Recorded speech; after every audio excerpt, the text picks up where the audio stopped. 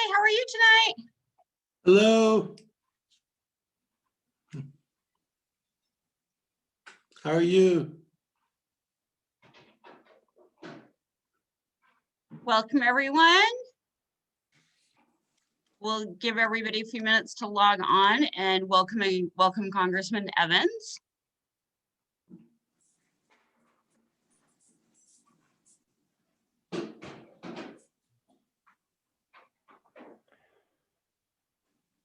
Hello.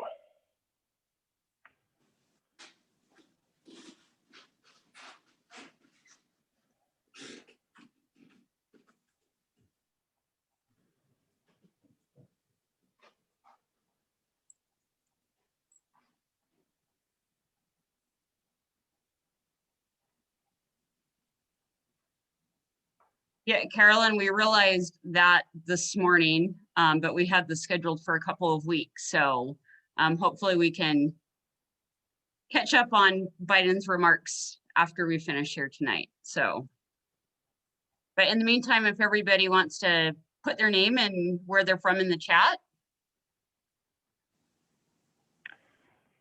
We are also recording the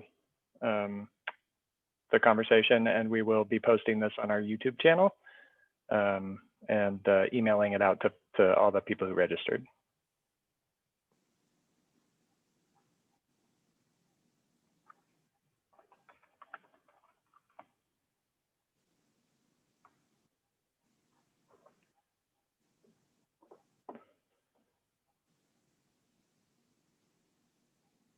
So we'll just be give people a couple of minutes to stroll in here, then we'll get started. Want to honor the congressman's time here.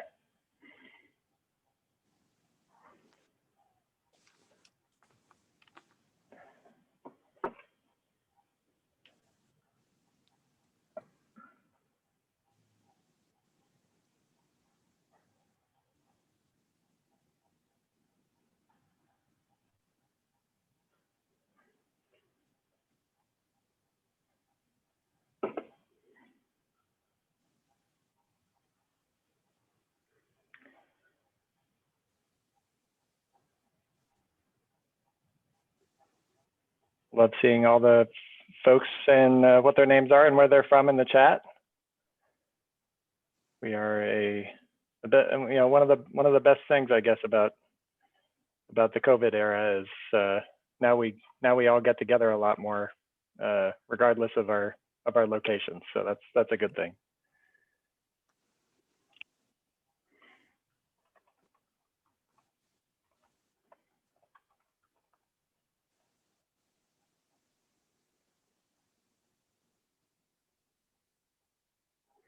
And so just so folks know, sometimes you need to, if you're putting something into the chat and you want to talk to everybody on the call, you need to actually change it from just sending it to all panelists and attendees so that everybody can see.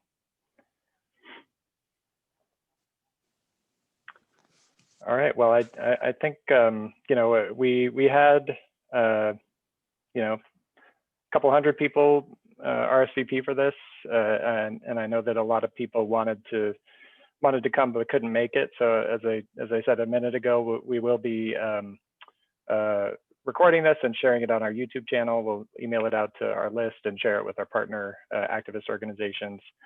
But I do want to go ahead and get started. I'm Nick Knutson. I'm the executive director at DemCast. DemCast is a 501c4 nonprofit organization, and we're dedicated to lifting the voices of grassroots activists across the country and grassroots groups, and making sure that we're, as a movement, we're making our imprint in the digital space and driving the conversation online.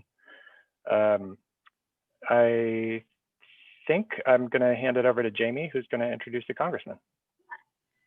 So for those of you who don't know, Congressman Evans represents Pennsylvania.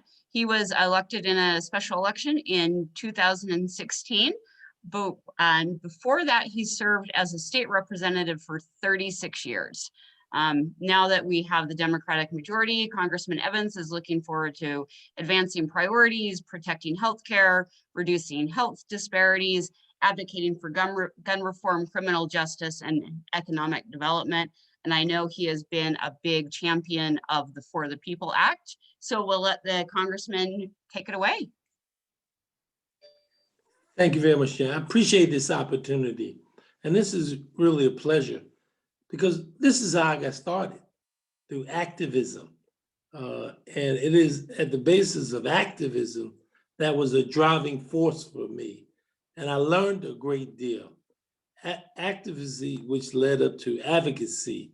And that's very important to understand because when you start out being in the resistance aspect of it, at least I moved on the part where I wanted to be in place where public policy was made.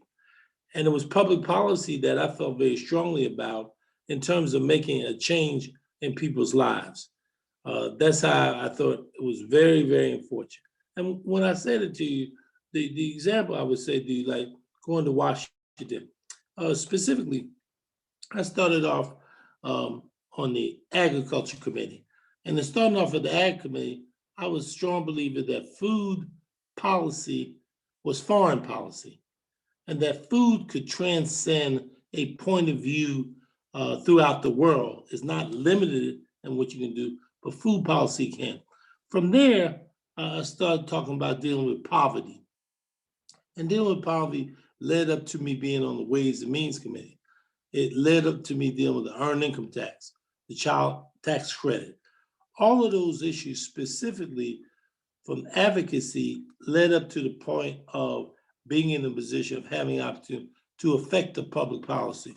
And as a result, I'll give you a perfect example. Since someone will be watching the president today, the president will talk about the child tax credit, the earned income tax credit. Those are two what I call poverty busters. So where I started off in terms of resistance to protests and other activities, I moved to the part of being in a public policy position. And I think you still can maintain that particular position even when you're in elected office. You can still be an activist in terms of your advocacy. And my advocacy is how to address poverty. We have 300 million people in America, and we have 144 below the poverty, 144 million Americans. And clearly, to me, that's a fundamental issue that must be addressed. It's sort of like leading when Dr. Martin Luther King talked about the aspect of the Poor People's Campaign. That was his activist. He was active about the Poor People's Campaign. And here we are today in 2021 with that issue even getting worse. And so the fact of the matter is clear about how to begin to address the fundamental question in terms of poverty, which I feel very strong about, because you cannot move this country forward until you address that question of poverty, meaning that you have to develop tools in the toolbox, like the earned income tax credit, the child tax credit, the minimum wage. All of those things combined are issues about how to begin to address. The question about wealth disparities, that is another fundamental issue in terms of addressing poverty. The part about business development, small businesses, creation. I'm on the small business committee. So I'm on the small business committee, I was on agriculture, and I'm on Ways and Means. Those three committees for me has allowed me to still perform the resistance aspect through a public policy standpoint, through an advocacy standpoint. And now with the election of President Biden and the Senate winning the majority, we had the majority in the House, majority in the Senate, and now President Biden, is that kind of combination where I can now begin to see the income, like us just voting, the largest rescue package probably since the days of Franklin Delano Roosevelt, 1.9 trillion. That 1.9 trillion is all resistance and advocacy. It started off with organizing, or as Frederick Douglass would say, agitate, agitate, agitate. Through agitating and through organizing is basically the element of bringing things together to a policy outcome. It is important, in my view, to achieve that policy outcome so that people can see an outcome from the public. They can see something that is meaningful. For example, when you talk about the purpose of the unemployment that was raised, you talk about the direct assistance to individuals, you talk about investments in food insecurity. When people can see that, when people can see the outcome, that they realize there's a connection, in my view, between voting has consequences.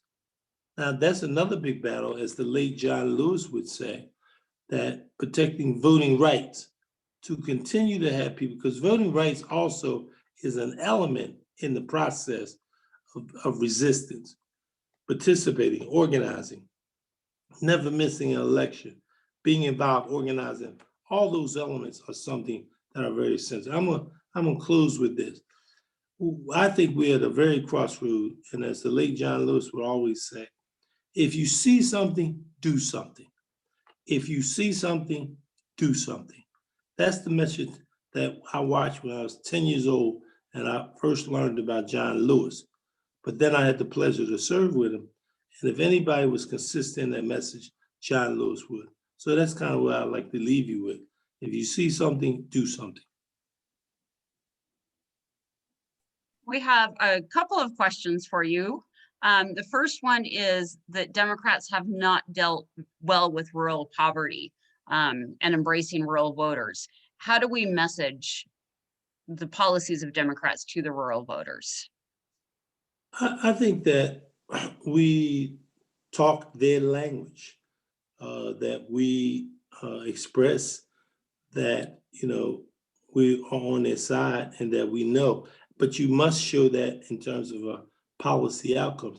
Like in Pennsylvania, a lot of people don't realize when you talk about Philadelphia and Pittsburgh, Pennsylvania is a rural state. And that's why when I mentioned to you, agriculture is a way of connecting that you know and understand. When I talk about food policy, is foreign policy. Food policy is medicine. That kind of language is language, if you talk about rural Pennsylvania, is very essential. So it's essential that people understand that though, quote unquote, some people in Philadelphia, Pittsburgh, that you must understand Pennsylvania, when you look beyond Pittsburgh and Philadelphia, it is a rural population.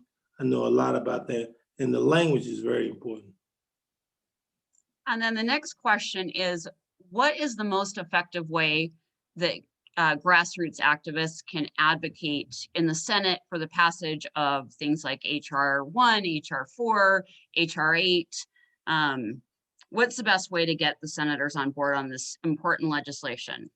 I mean, we know in the House that you guys are doing your jobs and you guys are passing it, but we've got to get it passed in the Senate as well.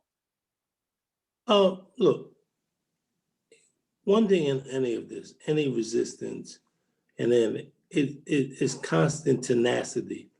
It's not something that you can give up on. I mean, you learn a great deal from when Dr. King and the Voting Rights Act, the Civil Rights Act, those were prolonged struggles. They did not happen overnight. And if you understand anything about the legislative process, it's a constant chipping away, inside and outside. You need both. Within the process, there can be advocacies, like the fact that we passed those bills last session in the 116. Now we're in the 117.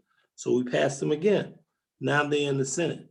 We must keep our eye on the prize and understand, because you're a lot better where you have people in the House that at least that agenda is not foreign to them. So that agenda is being passed in the House, and then we got to keep the pressure on the Senate. This is a pressure game. That's the only way you're going to get ultimately to move. There was no way. I use the example of the American Rescue Act. The best example I like to give to that was not that we didn't pass Rescue Act, wasn't called in the past, but the Republicans didn't want to vote for it. And fortunately, we had the Democrats, and in Georgia, the winning of those 2 seats is very important. But because of Stacey Adams, if you look at her model of how she organized, and she stayed on it over and over again, and she built from she used the toolbox she had, registering people to vote, stand on the issue, staying focused.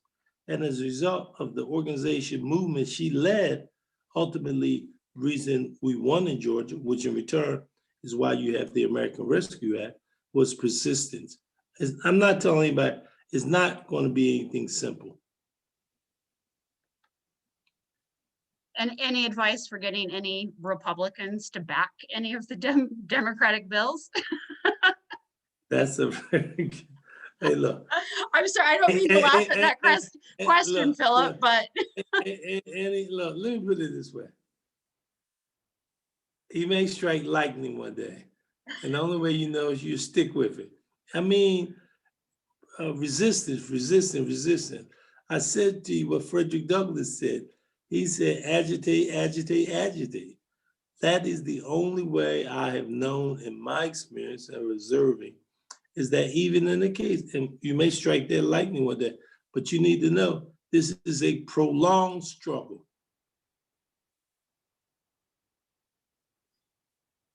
Yeah, and just because we won, we can't go to sleep now. And Correct. Look, to that point, I'm saying, look, you know, look, I was especially shocked when Pennsylvania, which hadn't gone Republican for a president since 1988.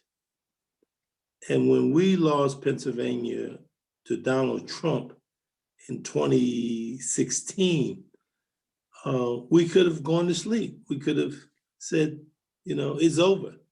But if you think about it, 1988 when we lost, and from 1988 up until Donald Trump, no Democrat had ever lost. So we lost, and then we won in 2021. So in 2016 we lost. In 2021 we came back, and we came back on the basis of what I'm telling you: persistence, struggling, and won Pennsylvania by 100,000. Lost it with Hillary Clinton, I think about 46,000 votes. I would argue that not just because of, you know, Hillary Clinton, you had a third-party candidate in that race in 2016. You didn't have a third-party candidate in 2021. And I think our final question is, any thoughts on ending the filibuster in the Senate? I believe the issue relating to filibuster is going to be the John Lewis voting rights event. I believe that's going to be a really tough issue for those who want to stop that. I mean, I think that a lot of individuals will feel that pressure if they don't address this voting rights. I think the voting rights is the one issue that divides a lot of people, and I think that may be the issue that gets us to where we go, that they come up with some kind of modification of the, you know, that's, I believe that issue. And the second issue I think is very important is the issue dealing with guns. I think that's the issue, that's a national issue. I mean, that's a national issue. The universal background check which you passed, because in my view, you call, I mean, it's an issue which is affecting everyone. So the gun violence and the voting rights, those two issues may be the issue that fundamentally pushes over the top and make that there have to be some change. I'd change it more if I could.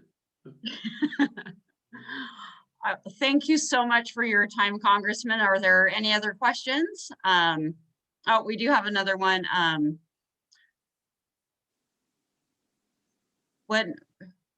Sorry, I'm not sure I'm understanding the gist of this question. I believe they're about increasing the number of members in the House. Mm-hmm. Okay. Yeah, so I guess the question is, at the moment, there's one congressperson for every, or one House rep for every 770,000 people. When are we going to address that and make representation, lower the number of constituents for each House rep? That's based on the census, which comes every 10 years, and the distribution. So that's a fundamental structural change. You know,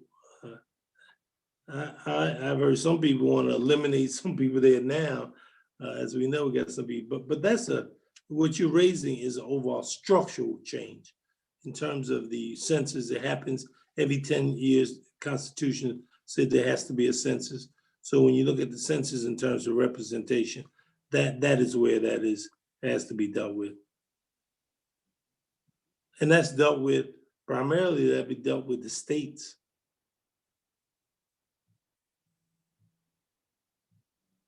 All right. I think that's it. And Congressman Evans, that's how long we told you would be on. So want to honor your time. Thank you so much for joining us. I appreciate this opportunity, and keep the Thank you resistance so much. going. Yeah, we keep will. the resistance going. We will. Bye-bye. Thank you so much. All right, that was great. It is my honor now to introduce somebody who some of you may know, some of you may not, but you should know. Aram Fischer is a lifelong activist who stands on the shoulders of a long line of powerful activist women. After 2 decades of rank and file activism, Aram woke up on November 9th, 2016, as many of us did, determined to do more and begin organizing under the Indivisible banner. Since then, he has organized particularly in weaving networks together. He founded both the statewide call for the California Indivisible Leaders and a national indivisible network of grassroots leaders called the Indivisible Middle Tier, which has done a lot of great work in collaboration. He's a member of a number of cross-network collaborations, including the National Network Assembly, the Learning to Win community, and Blueprint for Change. He also raises money for BIPOC-led grassroots organizations through his work at the Movement Voter Project. And of course, he's a very good and early friend of Demcast. So Aram, take it away. Thanks so much, Nick. Really excited to be here. Thanks to Jamie and Lori as well, and all the Demcast family. Yeah, so first off, thanks for making me go after a really inspiring congressman. Really, tough act to follow. But I'm very glad to be here talking about one of my favorite topics. So the first thing I want to talk about is how activists can liberate ourselves from false dichotomies. False dichotomies abound in politics, and the reason they abound is because they make for really good oratory. They make it really easy to create heroes and villains, and if you're like me, you've probably been taken by this, what I would consider kind of a plague on politics. So let's go back to my first villain. So my first election was the year 2000. Didn't go very well, right? It was a stolen election, if you ask me, and many other people on the side of politics. And George W. Bush did his best villain impersonation for the next 8 years, fumbling and bumbling his way through, leading to just incredibly horrible decisions that I fought very hard against. And so that villain story leads into my first hero story, which was the Barack Obama campaign. And I was one of the devotees who went from my home in California out to Colorado, actually, where I knocked on countless doors. I knocked on doors 8, 9, 10 hours a day, every single day for, I don't know, 9 or 10 weeks, something like that. Cried when he won. We won everything in Colorado. We were the tipping point state. We won a Senate race. Jared Polis, who's now the governor, had won his first House race. We beat sort of an early Michelle Bachmann clone named Marilyn Musgrave, who was just the worst person ever. And I was so happy. I took my road trip from Boulder back to Berkeley and sat back and waited for my health care and my immigration reform and everything else to just come flowing in. And as it turns out, that's not how it works. And like many of the other people who who followed that path, we were pretty disappointed when not as much got delivered as we really expected. And then that led into my next villain story, which I think a lot of people on this call share, which was Donald Trump, right? So Donald Trump wins, and I wake up on November 9th, literally seething through my teeth. And I just had this moment where I just kind of like, it's the sort of the fevered sleep broke, and I was like, I have to do more. And every day since November 9th, that's been my mantra. And I've done a pretty good job on those days, just pushing further into my organizing. And I think the thing more than anything else that I've learned from, this set of experiences is that getting lost in these false dichotomies is a really good way to ride the roller coaster when it comes to activism. And we got to get off this roller coaster. We can't believe that it's about these personalities. What we really need to believe is that it's about community and organizing around community at the local, national, and global level. That is what's going to sustain us on and on and on. So, I was thinking a lot about the title of this, From Resistance to Advocacy. And the more I kind of broke it down, the more I felt like it was a false choice. And I have a philosophy in life that I've been deploying to really great effect for a while now, which is whenever I'm presented with an A or B decision, and I don't sort of instantaneously choose A or B, I decide I'm choosing both or a third option. It always works. Try it in your life. Hit me up later. Tell me how great it went. That's going to be my little pearl of wisdom. That's my TED Talk right there. So I think the choice between resistance and advocacy it's really a both. There are so many things that are wrong with this world right now. If you can't see one, just look a little harder, but you probably don't even need to look harder, especially in the midst of a pandemic. Everything that's going on in our democracy, everything that's going on with climate change. And so really the most important thing is to ask yourself this question: what can I do today to build power and continue the struggle? Because like Congressman Evans was saying, you're not the first person to struggle. The struggle is not new. It goes way, way, way, way, way back. I was glad to include the bit about coming from a long line of activist women in my this intro, because that's always kind of present for me. It also, for me, the different women that I kind of draw my activism of organizing from, they did what they did in very different ways too, right? So as long as you're doing something, that's really the most important thing. What we can't do is kind of, if you were comfortable before you were mobilized, going back to being comfortable really just can't be a choice. Because now that you've taken, I don't know if it's the red pill or the blue pill, now that you've opened your eyes and you've awakened to the challenges and the problems, there's no way that you can look at the current state of affairs and say, this is good enough, right? I've accomplished it, we've done it. We've got the president and the House and the Senate, and now I can go home and do what I need to do. So I think the key is to actually change the frame from the short-term usefulness of these dichotomies, right? The heroes and the villains, and really focus on how do I build community, right? How do I organize power? And community really is at the heart of that power. So if you can figure out how to organize people around shared purpose and celebrate with them and fight with them and then celebrate again with them and then fight again with them, you will have incredible impact on this world, no matter what you choose to do. So I think that's really I feel like it's the core lesson for me in kind of practicing a more enlightened activism and organizing. And there's a lot of ways to go about this, but the most important choice that I think everyone needs to make is, what are you going to focus on? Choose one thing, two things at most. And that could be one mode of power. It could be, I'm going to just make sure that my congressperson is going to do what they said they were going to do. Or if they're not doing what you want them to do, to get them to change. And if they're still not going to do what you want them to do, to change your congressperson, right? That can be what you want to focus on. Or it can be, I'm working on climate change and I'm going to do that today, tomorrow, the next day, and the day after that, and next year and the year after that year. So, I think that persistence and understanding that, we organize because there's pain and injustice that needs to be addressed. And until that pain and injustice is gone, you're not done. And if you just spend a little time contemplating that, you're just not going to be done, right? This is now a part of your world. You've taken that red or blue pill, whichever the one is that gives you awareness, and you just have to keep fighting. And so, this resistance to advocacy, yes, there's ways that it's changed, really, activism has changed since the last 4 years, but a lot of that is really the thing that you need to do, not the thing that your congressperson or your senator or your president or your state legislator or whatever other elected needs to do. What they need to do is change a lot. What you need to do really hasn't. You need to organize, right? Agitate, as the congressman was saying. And so I think that focusing on that, and also, I'm sure a lot of the people who are on this call, right? We've got however many folks who are listening to me instead of the president, which I'm completely flattered by the way.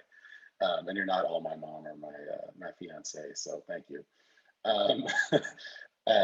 You aren't the people who are stopping, right? Like, you're the people who are still here, who are fighting and doing that work. And so I hope that some of these words, more than anything, help equip you with what you need in your organizing with your community, right? How you go to, your brother, your sister, your whatever, your family, your friends, whoever it is in your community, and help inspire them to keep doing the work. And also to not just use the kind of cheap trick of, well, Donald Trump is evil, or so-and-so is evil, and we've got to fight the evil. It's like really leading with vision, right? This is what we're aiming towards. This is what's going to happen. And always centering that around pain that's going to be alleviated, injustice that's going to be undone, right? Those are the things that there's always going to be more of that. And if you focus on that, it's always going to feel good. It's always going to be something that's going to continually motivate you. And I will be on your side whenever and however I can. So I'm just going to stop there. I really appreciate the opportunity to speak to everyone tonight. Thanks, Aram. That was great. We do have a question from James. So the suffragettes did not have the vote, but in a short time they had an amendment passed. How do we organize a similar organization to defeat Citizens United and dark money? Yeah, well, HR 1 would be a hell of a start, right? There's a lot of clean election legislation that's in there. You can also organize at the state level around some of these things. There's a lot of work that can be done at that level as well. And more than anything, I think it's about organizing around the righteous cause, right? I mean, that's what the suffragettes are such a great example of, is organizing around a righteous cause, and they wouldn't be denied. Actually, sometimes in my activism, I occasionally speak on when California women won the right to vote. We were the sixth state, or the sixth star, as they called it at the time. And it's a just incredible story where basically the advent of the car and the telephone kind of led the sort of urban women of San Francisco to connect with the rural women in sort of mining towns and agricultural areas to fight together. But the common cause was, we should have this right? We have to keep fighting. And just because that's, 100 years ago in ancient history, I don't think any of us were there. The same thing happened in my state with marriage equality, right? It's not that long ago that Proposition 8 passed, which banned marriage equality. And just 10 years later, it was the law of the land universally across, the entire country, right? So some of these things that seem like intractable problems have a tendency to change at like these massive tipping points in history. And so as long as you keep organizing and you're single-minded about your righteous cause, it's very likely that you will make change. And when you get those little wins, celebrate the hell out of them, right? Because in the beginning, those little wins mean a lot, right? If you're in a deep red state and you win, or even here in California, in El Dorado County, super, super red county, up in the mountains, well, sort of the foothills and mountains, right? They flipped a bunch of their supervisor seats, right? County level seats. And that's leading into more and more change, right? And so, dams don't break all at once, but when you put those first cracks in, you really impact their structural integrity, and you're going to start winning when that happens. Awesome. That's great advice. I could talk to you all day, man. I'm here for it. Yeah. Okay. I think Lori is our next guest on. I don't think so. Yeah. So I'm gonna hit me with another question while we figure that out. Yeah. If she's not, I have a question for you. So if we have a minute, then Aram, as you know, Demcast, and a lot of the people who are on here are kind of social media activists or focused on helping to spread good information online. What have you noticed over the last couple of years about a shift in sort of digital activism and how it's supportive to grassroots organizations like the local indivisible groups or the statewide indivisible groups? What kind of impact does this kind of work have? So, I really think it does help shape the narrative. I think particularly with journalists, their worldview is particularly shaped by Twitter. I think Twitter can make a huge difference, and I know that Demcast does incredible work with a bunch of Twitter rooms and a network of folks across the whole country who are doing work on this. I think it shapes how people look at things. I think it also helps hone arguments. I think when people try to test out different messaging to kind of see what sticks, it's this great laboratory for that. I think it can also really raise up testimony in a way that's very powerful. Like when we hear about a story of someone who's impacted by, say, their lack of healthcare, right?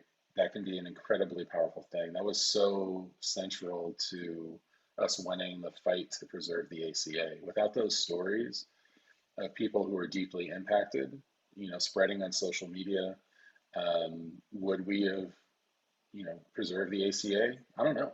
That really may have been the difference. So I think that element of spreading truth is really, really powerful. And then just the second piece is you also make connections. You draw people in. Pretty much every indivisible group I know has recruited folks through social media, whether that's Facebook or Twitter or otherwise. It's a great way to find like-minded people and create, communities of purpose, in practice. So I think that social media has a really important role to play. And I'm excited about some of the new platforms too. Like I've been in Clubhouse and seeing conversations that are happening there that have been both inspiring and horrifying, but that's social media for you, right? It tends to be the extremes. Right. Well, see you on Clubhouse, Aram. Because thank you so much. Our next guest is here, and I think Lori's gonna introduce her. Yes, if I can get off mute. All right. Well, we are very excited to have Representative Kendrick joining us from Georgia today. She has represented Georgia's House District 93 since being elected at the age of 27 in 2010. And she was sworn into the House there as the second youngest member of the state legislature. Representative Kendrick has a law degree with a focus in corporate law and also has an MBA. She serves as the chair of the Georgia Legislative Black Caucus Special Committee on HBCUs and is the co-chair of Georgia Future Caucus, which is a bipartisan group of legislators under the age of 40. She is a community activist, public speaker, elected official, private securities attorney, registered investment advisor, consultant, and proud member of the Alpha Kappa Alpha sorority. And she lives in Lithonia, Georgia, with her dog, Desi. All right, so we will get started with Representative Kendrick. Thank you so much for having me. Hopefully everybody can hear me.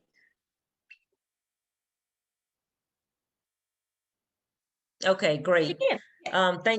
Great. Thank you so much for having me. And it is a pleasure to be here. We're in the middle of a busy legislative session and going into a special session for redistricting and reapportionment in October.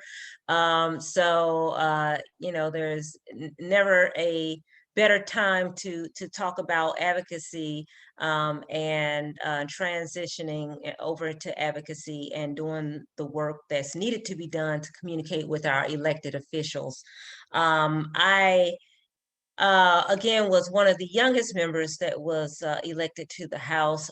So anytime anybody asks me, sort of what is the best way to communicate with their legislator, I always tell them it really depends on the legislator, because at the time that I was elected, we had somebody who was 25 years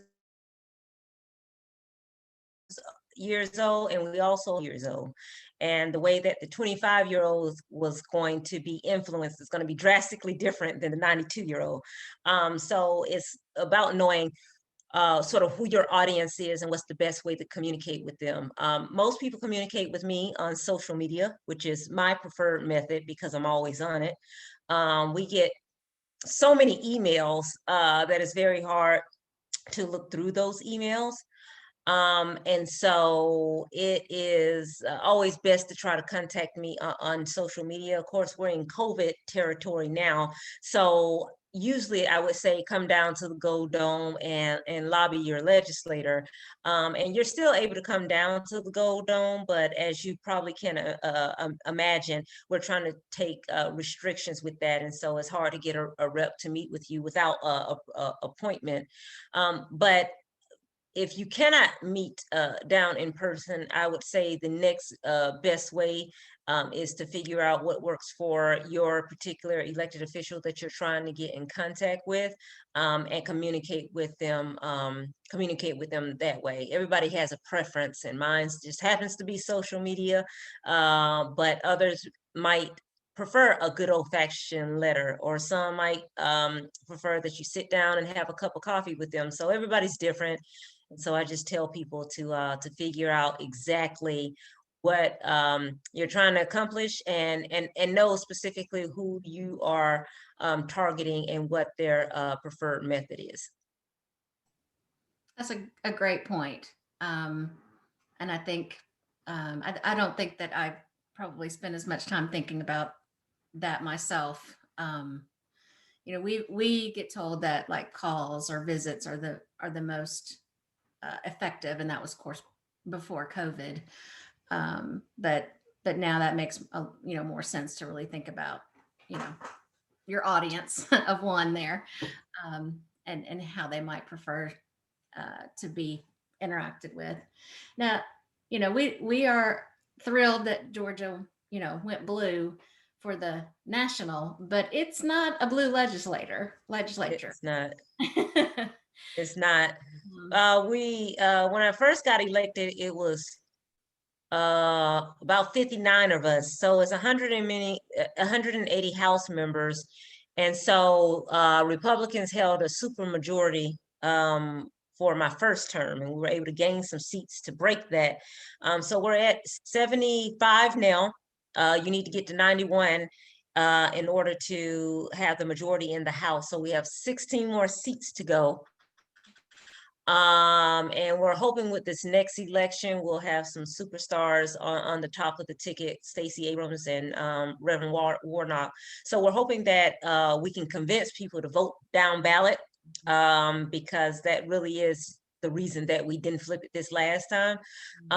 But we are, steadily trying to communicate sort of our values to Georgians so that they understand exactly what we stand for. I have always said that my Republican friends tell mistruths very well, and Democrats tell the truth very badly. And so we have to get our messaging to resonate like it does on the other side if we really want to be effective. So working to try to get that done. I have a very safe Democratic seat, so it'll be interesting to see what redistricting brings, because I think that's going to be an interesting process because of the way that the state is trending. Great. I think that's great. If anybody has questions, please go ahead and type them in Q&A.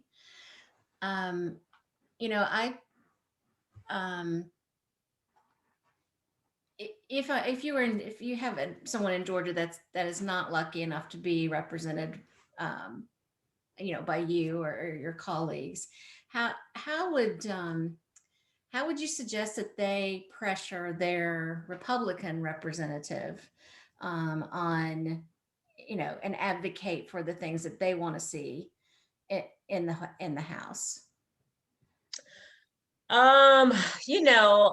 Really it's about, when it's in Georgia, when we talk about Republican, it spans the gamut. You know, we have some really interesting Republicans, and then we have some moderate, common sense Republicans. So figuring out one where they are on the spectrum, right? Because you know, some people, no matter what you say, you're not going to change their mind. But assuming that there's somewhere on the spectrum that you can have a civil and a meaningful conversation, everybody has common ground. Even if it's not in politics, you have common ground somewhere.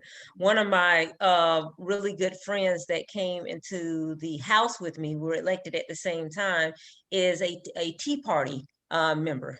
And do we disagree on politics? All the time, in every way, but we have a love of real estate, and we have a love of you know, trying to take care of our family and to grow our wealth so that we can pass it down to generations. So finding what that common thing is really helps you to get in the doors, because everything's based on relationship, right? A lot of times people think that the only time you should contact elected officials is when you want to yell at them. Right? But it goes a long way to have a conversation before you start complaining, right? To figure out what common ground it is that you have to start to build a relationship, so that when I have an issue or somebody has an issue with me, the first time that I am speaking to them is not them yelling at me or complaining. So you know, it goes a long way to try to develop those relationships before you need them. You need them, right? I think that's a really great point. I know that in Tennessee, I don't have much of a relationship with my representatives or senators or House members, unfortunately. But again, I have not tried to have a relationship with them either. And that's a really good point to bring up. I think some people just feel like, you know, they're not going to listen to me, so why bother? But somebody today actually told me about an experience they had, encouraging people to reach out to their reps. And basically they said it didn't matter if the rep listens to you or not. What matters is that you speak out. If he doesn't listen, that's on them. If you don't speak up for what's right, that's on you, which I thought that was really powerful. But I also think that, from, you know, based on what you said, it's important that we have that relationship. You know, we try to have that relationship where we can have an effective means of communication. That seems to be something that's really lost in this hyper partisan time. Yeah, it is. And I'm fortunate down here in Georgia. We're less partisan. Now we have our moments, we really do, but we're less partisan and less nasty than they are in DC for a number of reasons, because it's a part-time legislature. So at the end of the day, we have to go back home and do our day job. So we're not thinking about it all the time like they are in Congress. But also is because, you know, Georgia seems like a big state, but at the end of the day, we work on so many projects and ideas and issues together. It's very, very hard for us not to like each other. Even if we disagree politically, it's hard not to like each other personally. I would be lying if I told you, you know, I wouldn't necessarily want to be caught in an elevator with a few people. But that being said, I think it speaks to you know, just the importance of state government to be the bearer for that civil discourse and show the standard for the type of relationship and government you can have if you just give the other side a chance to talk. Make sure you listen and have civil discussions with each other about the issues. Oh, that's great. We do have a question here about the voter suppression laws that are likely to pass. I know there's some in Georgia that's working their way through, but basically the question is, how do we deal with that? Do we try to remove or revise the filibuster so S1 and S4 can pass? Is there any other actions that we should consider to help try to keep, voting not to be suppressed? Well, here in Georgia, of course, Democrats don't have the House, they don't have the Senate, they don't have the governor's mansion, and they don't have any constitutional officers. We do have a long way to go, but we do have 2 Democratic senators. And so, as I was explaining on an earlier podcast, this might get a little into the weeds, so excuse me for my legal sort of explanation of this, but the tension comes because voting is a operation and domain of state law and states' rights that is given to them by our United States Constitution. And so while we have great bills that are in Congress right now, really the implementation portion of it, where all the bad voting laws are coming into place, is a right of states. And so until we flip the state, we're going to still be battling the same battles. Now, what I will say, particularly for the voter suppression bills that have been introduced and passed one house and went over to the other house here in Georgia, those are going to be challenged in court. And we do have a Democratic Department of Justice, so that's helpful, right? But at the end of the day, if there is a challenge, of course, the Supreme Court, the U.S. Supreme Court, is not tilted in our favor. So you see all these different dynamics and, sort of things that you have to consider going back and forth with respect to voter suppression. But I have told people specifically in Georgia that I believe in order to stop any voter suppression laws, you need to contact Governor Kemp, because the way that districts are set up in Georgia because of the last gerrymandering, the people that are pushing these bills are in solid red districts. So contacting them and trying to speak to their conscience is not going to work because they know what their base is. They know who their targeted audience is, right? And so it's futile to try and convince somebody who has a district that is 80% red and 60% of them think the election was stolen. It's futile to try to convince them with email and writing and all that to not pass a bill or not vote for a bill. And so I'm asking people to call Governor Kemp and to tell him to veto it, because he has to run statewide and he has to run against a Black woman. And these voter suppression laws affect who?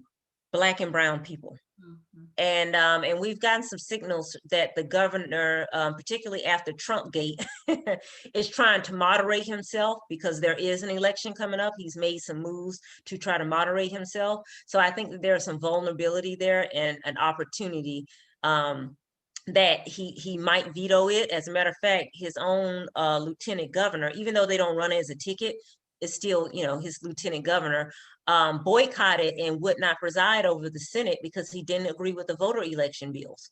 And I think that's very telling, about the discussions and what's going on and thinking about having to run statewide as opposed to running in districts. So if you live in Georgia, I say contact the governor, skip everybody else, because this is a game of chess, not checkers.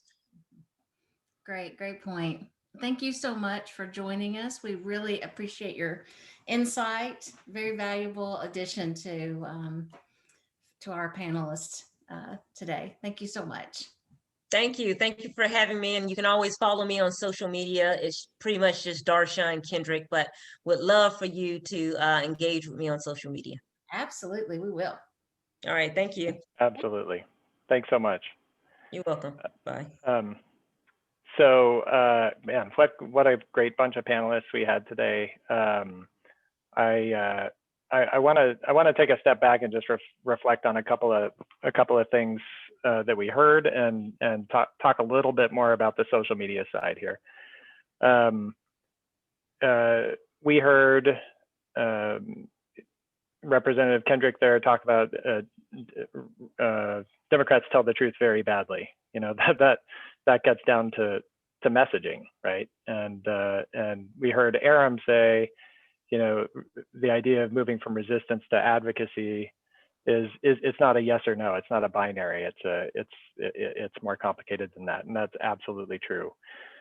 We wanted to have this conversation today for a few reasons of moving from resistance to advocacy. One was just we're worried, to be honest, that people got really engaged during the Trump years and that they burned themselves out on politics and activism, and people are going to disappear. And kind of like Aram was getting at, and we just really want to help people see the importance of staying engaged and thinking about ways that they can do that. And then the other reason that we wanted to have the conversation was really about making a pivot from resistance to advocacy, not choosing advocacy over resistance, but making a pivot in framing, and especially in the social media space. So yeah, I woke up this morning and I looked on Twitter, and and Twitter's not the universe, obviously, but you look at what's trending or what people are talking about, and there's Marjorie Taylor Greene and Tucker Carlson and I think it was Mark Meadows, right? Yet today, Joe Biden signed like one of the biggest, most important bills in the last 5 or 6 decades, and it's just not getting the airtime that it needs online. We need to, so we do not need to give up on resistance. Marjorie Taylor Greene is a terrible human being, and she needs to be called out. White supremacy needs to be called out. But we need to think about how we're doing that, and we also need to make sure that we're interspersing our own story and the story of what Democrats are doing at the federal level, and the wins that we're getting, and talk about those and play those up. And the problem is that on social media, the dopamine hit that you get for that like or that retweet or that share, you're going to get more of those if you're talking about what jerks the Republicans are, right? And so there's this kind of feedback mechanism that sort of keeps us in that lane. But we really want to encourage people to think about how when you're logging into your social media profile to engage online, think of yourself as a node for strategic information. This is how people get their information these days. This is how messages get transferred. And we have a real opportunity, no matter how big or small our accounts are, to get messaging in front of people to try and help them think about what's important and what's going on in our country right now. So we can't go to sleep. We have huge headwinds in 2022. We've got to stay engaged. We have a big role in framing the narrative online, and it's our organization's mission to help you do that in a strategic way. And so I hope that you'll all continue to engage with us, particularly on HR1 S1 for the People Act, that is so critical, and sort of the next big thing that we need to make sure that we get done here. So I need to hand it over to Jamie, because she's got a couple of points she wants to make. One thing, I noticed, last week during the fight for 15, everybody wanted to go off on, Sinema and Manchin, which I understand that's easy to do, but we're also letting the Republicans off the hook when we do that. When a Democrat is voting no, yes, they should be called out, but all of our attention and focus can't be on that. We need to make sure that we're also holding the Republicans accountable. No Republican voted for, HR1. No Republican voted for the American Relief Act. And one thing we did when we were working, we worked with the Democracy Coalition, specifically on the For the People Act. And we had a bunch of Democrats who had not co-sponsored yet this year, but they did last year. So instead of attacking, we went on the offense and we preemptively were thanking them. You know, you co-sponsored in 2018, we know we can count on you again. And that strategy worked because in the final few days, every single one of them came online very quickly. And I think that is a tool that we need to really start deploying for Democrats, preemptively thanking them. Don't box them in a corner, make them feel uplifted that doing this is the right thing. You know, and Democrats have to know we have their back. And again, this is not talking about, you know, rolling over and playing dead if we disagree on something, but they have to know, especially if they're in a tough district, that we have their back. If they do the right thing, that we will be there for them. You know, and we've got to keep pounding what the Democrats did on the American Rescue Plan. People have got to know that it was the Democrats that did it and what's in it for them. That will help us going into the 2020 elections. And we're running short on time, so we will turn it over to Lori right now. And I am going to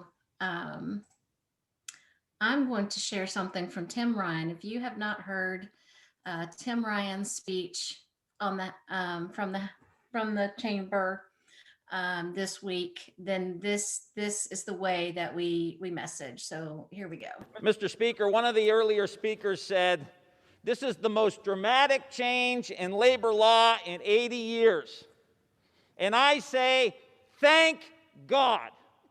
In the late 70s, a CEO made 35 times the worker. Today, it's 300 to 400 times the worker. And our friends on the other side running around with their hair on fire. Heaven forbid we pass something that's going to help the damn workers in the United States of America. Heaven forbid we tilt the balance that has been going in the wrong direction for 50 years. We talk about pensions, you complain. We talk about the minimum wage increase, you complain. We talk about giving them the right to organize, you complain. But if we were passing a tax cut here, you'd be all getting in line to vote yes for it. Now stop talking about Dr. Seuss and start working with us on behalf of the American workers. I yield back the balance of my time. The gentleman yields back. So, I mean, Tim puts it perfectly, right? I mean, he tells us how to do it.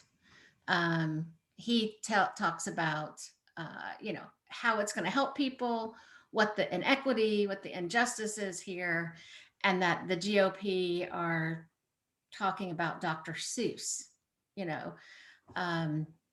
So I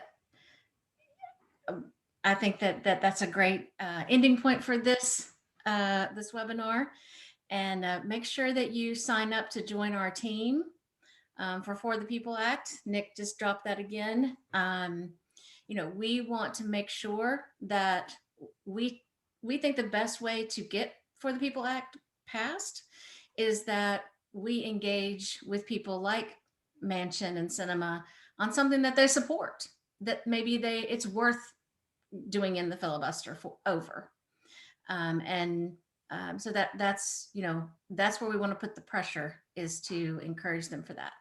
Thank you all for joining us, and we will see you out in the Twitter sphere and social media world. Till next time. Bye, everybody. Thanks so much. Bye.